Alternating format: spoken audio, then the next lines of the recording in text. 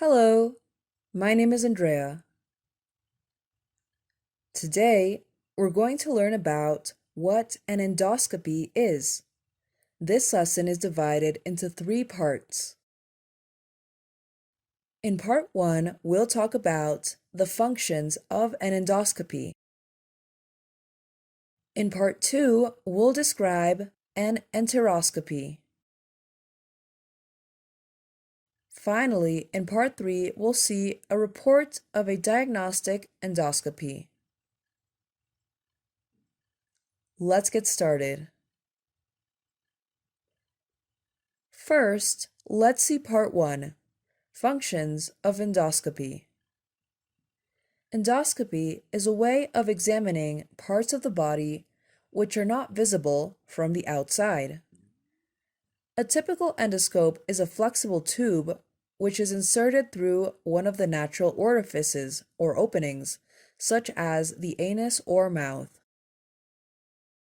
Rigid endoscopes, which cannot be bent, are also used but are inserted through small incisions or surgical cuts.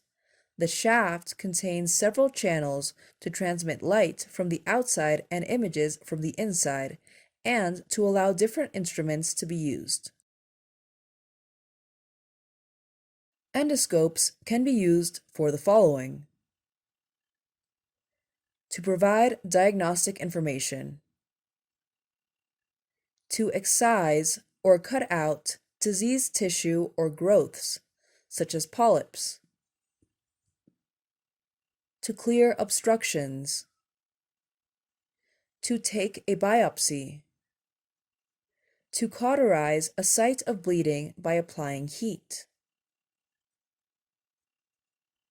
Now, let's see part 2, Enteroscopy. What is an enteroscopy?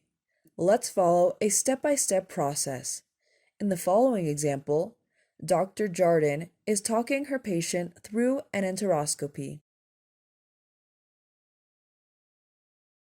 Now, I'm just lubricating the tube with jelly, which contains a local anesthetic. It'll help to ensure a smooth passage as it passes down, and you shouldn't feel too much. I'm going to feed the tube through your nose. This is the most uncomfortable part of the procedure, but it's very brief.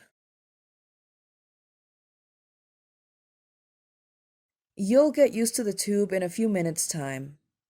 Okay, when it hits the back of your throat, take a deliberate swallow. I'll tell you when. Now, swallow, swallow. That's it. Well done. And that is how to guide a patient through the beginning of an enteroscopy.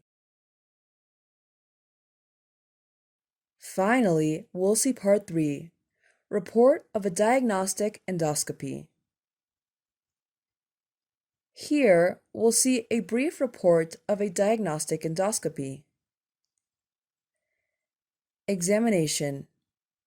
Informed consent was obtained from the patient after discussing risks and benefits of the procedure. The patient was connected to the pulse oximeter and placed in the left lateral position. Oxygen was provided through a nasal cannula and the pre-medication administered as stated.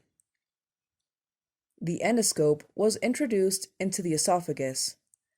At the end of the examination, the patient was transferred to the recovery area to recuperate. That'll be all for today's lesson. I hope you enjoyed this class. See you next time.